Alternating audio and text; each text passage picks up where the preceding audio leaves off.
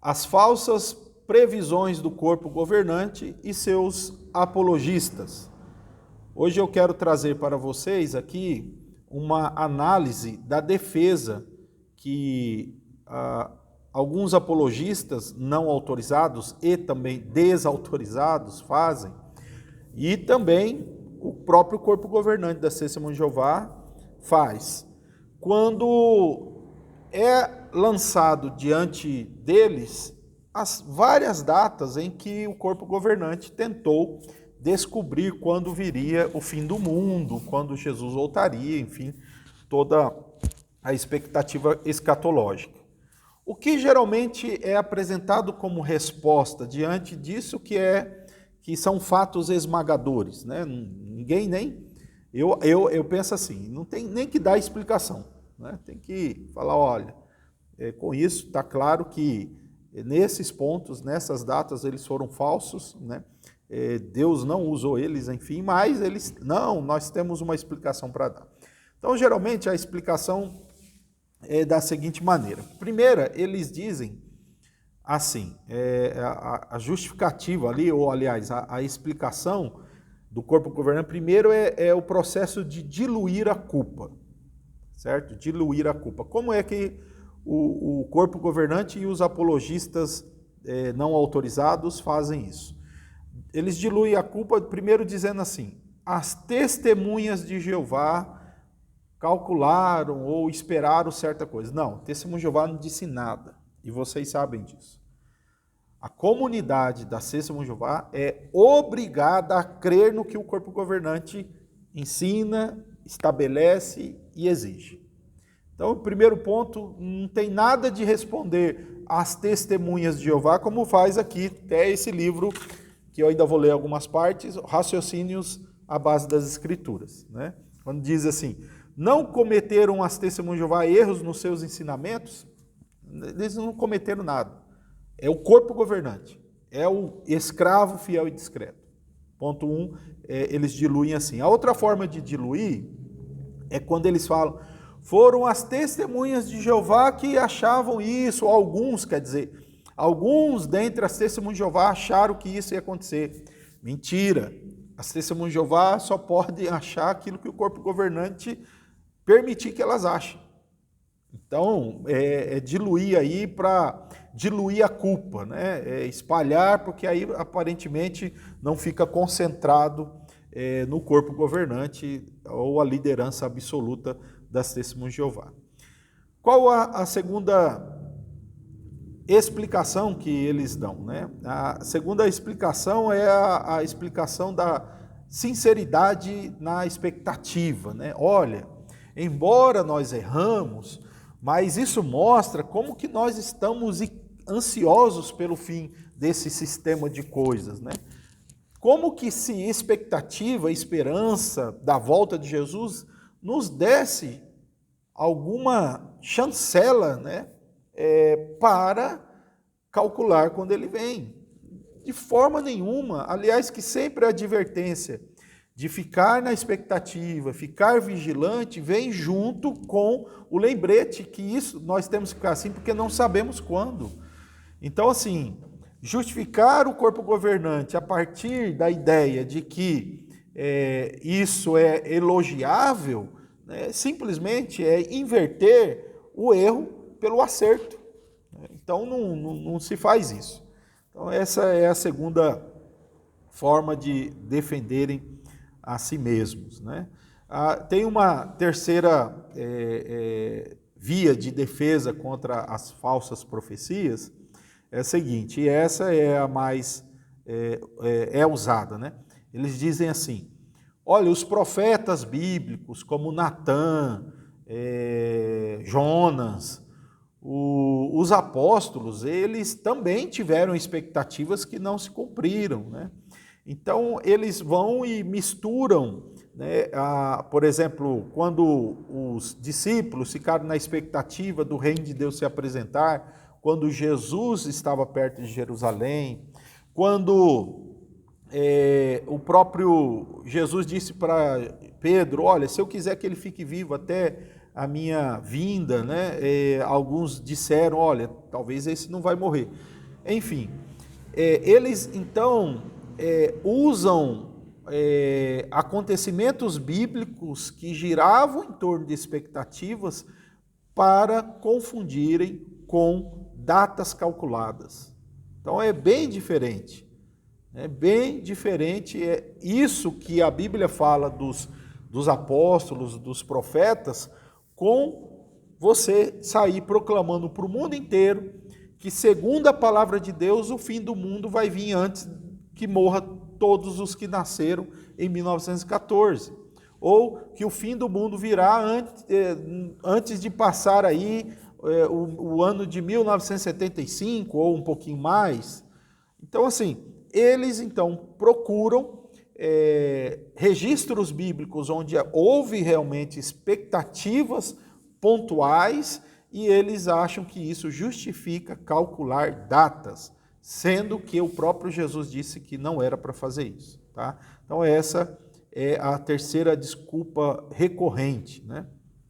A quarta desculpa que eles dão para o corpo governante, lembrando sempre que o corpo governante começou com essas desculpas e aí os apologistas da Testemunha de Jeová repetem isso daí e repetem de forma desautorizada, né? Porque eles não podem se apresentar em sites sem que haja uma autorização do corpo governante para isso. Ok. Qual é, então, a quarta defesa que eles apresentam e a mais recorrente? Eles dizem assim: olha, nós não somos profetas inspirados. Né? Primeiro que eles voltam com aquele negócio de diluir, né? Mas, olha, o corpo governante não é um corpo inspirado. Né? Os membros do corpo governante não são profetas inspirados, então eles cometem erro. Então, o dia que as Testemunhas de Jeová disser que Deus usa eles de forma inspirada e eles errarem, então eles serão falsos profetas. Olha a falácia disso. Tem aqui até nesse livro que eu já comentei, Raciocínios à Base das Escrituras, e se você dá um pause, você nota aí, ó, as Testemunhas de Jeová não professam ser profetas inspirados, cometeram erros. Né? Então eles pensam assim, bom, qual é a desculpa dessa vez? A desculpa é a seguinte: já que nós não falamos que os dons continuam, já que nós não falamos que o Espírito Santo fala por meio de profetas, então nós não somos profetas inspirados. Já que nós não somos profetas inspirados, então nós não podemos ser acusados de falsos profetas. Olha, aí é erro, engano, falácias do começo ao fim. Primeiro, falsos profetas não são inspirados mesmo. Deus não inspira positivamente nenhum falso profeta. Então, essa é a primeira questão. Dizer nós não somos profetas inspirados, parabéns. Falsos profetas não são inspirados mesmo. Segunda coisa, quando vocês aceitam essa desculpa do corpo governante, vocês acham o seguinte: já que eles não se declaram inspirados, eles têm, então, o direito de ficar pegando a Bíblia e tentando calcular quando é que vai vir o fim do mundo? Isso significa, então, que se eu não me declaro profeta inspirado, eu posso, então, começar a anunciar aqui uma certa data, pegar um acontecimento passado, pegar os dias, transformar em dias e anos e fazer um cálculo e dizer, o fim do mundo vai acontecer? Será que por não ser inspirado, eu, então, posso arriscar-me de tal modo a lançar sobre a palavra de Deus aquilo que ela não disse? Observe só o que Jesus alertou em Lucas capítulo 21 e o versículo 8. Ele diz: tenham cuidado para não serem enganados, porque muitos virão em meu nome, dizendo, sou eu, e também chegou a hora. Observe que Jesus fala de pessoas que viriam em certa época, no nome dele, uns se declarando ser o Cristo e outros se declarando em nome de Cristo que o fim estava próximo. O que Jesus está falando? Não vão atrás deles. Mas vocês não usam esses textos para avaliar, mas aceitam as desculpas do corpo governante. Agora, a questão é muito interessante quando a gente começa a pensar sobre este ponto. Será que o corpo governante não se considera sendo usado por Deus? Eles se colocam numa postura única e exclusiva, numa posição, aliás, única e exclusiva no mundo. É dito o seguinte, que o único canal de comunicação entre Jeová e a humanidade é o corpo governante da Testemunha de Jeová. Aqueles senhores que ocupam aquelas cadeiras lá na sua sede mundial. Então, eles se colocam como únicos e exclusivos. Então, eles têm o mesmo papel que o Papa tem para a Igreja Católica, eles têm para a Testemunha de Jeová, em nível diferente, é claro. Eles, só lá a Igreja Católica só declara que o Papa é infalível. O corpo governante não se declara infalível, no entanto, enquanto a sua doutrina está em vigência, isso daí deve ser aceito, né? E, inclusive, eles têm essa questão, né, de dizer que eles reconhecem quando erram, né? Então, é uma forma de desculpar eles. Gente, se o camarada calcula o fim do mundo para 2019 e o fim do mundo não vem, o que ele vai fazer em 2020? Ele vai reconhecer, né? Se o cara diz que o fim do mundo vai vir antes de morrer a geração de 1914, e eles falam que isso era a promessa de Jesus, aí a geração começa a se aproximar do seu fim, eles vão e mudam, isso por acaso é alguma humildade? Não, é mais uma vez correndo da vergonha pública, né? Antecipando, né, a fuga, só isso.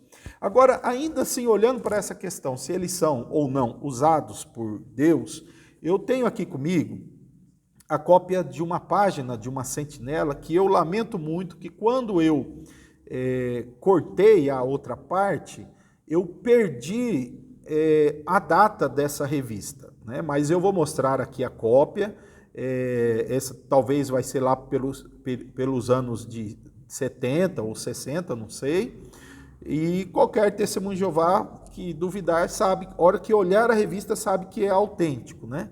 Então eu vou mostrar aqui para vocês, tá? Só tem essa página aí, ó, 212, a Sentinela, Brooklyn, 212. Aqui nessa parte que eu vou ler aqui, tá grifado, olhe só o que o corpo governante diz a respeito de si mesmo com relação a isso que eu acabei de dizer que eles apresentam como desculpa, tá? Mas está aqui um assunto correlacionado. Então preste atenção o que é dito. Página 212 dessa revista Sentinela. O Espírito Santo de Deus, quando derramado sobre o restante do Israel espiritual, só pode causar ou induzi-lo a profetizar ou pregar a verdade do próprio Deus. Continuando aqui, mais embaixo, o Espírito de Deus não permitiria ninguém profetizar falsamente, pregar mentiras e erros sob o disfarce da religião. Então, note aqui, vou tentar aqui colocar, eu espero que tenha um foco aí, para qualquer testemunho de Jeová que duvidar, tá bom? Então, vamos colocar mais aqui. Então, note aí que eles falam que o Espírito Santo não permitiria que o Israel espiritual, que Israel espiritual é esse? A linguagem interna deles, que isso aqui significa o restante dos 144 mil que liderava as testemunhas de Jeová. Esse conceito de escravo fiel discreto sempre mudou recentemente, mas o ponto é que o restante do Israel espiritual aqui é sinônimo dos líderes deles, que eles dizem aqui, ó, que o Espírito Santo ia induzir eles a profetizar, a pregar verdade e a verdade do próprio Deus. E depois diz que jamais o Espírito permitiria que eles profetizassem ou pregassem mentiras, né, em nome da religião. Exatamente isso que aconteceu. Aliás, exatamente o oposto que aconteceu.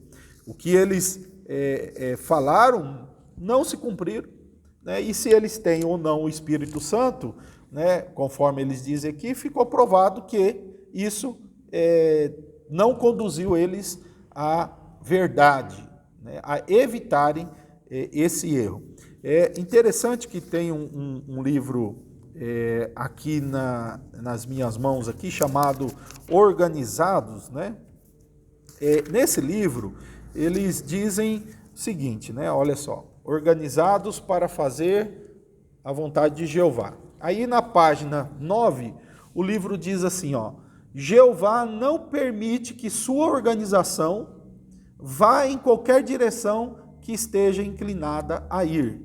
Que está dizendo o seguinte, que se a organização estiver indo para algum lugar que não é a vontade de Jeová, Jeová não vai permitir isso. Aí a pergunta é, por que todas as vezes foi?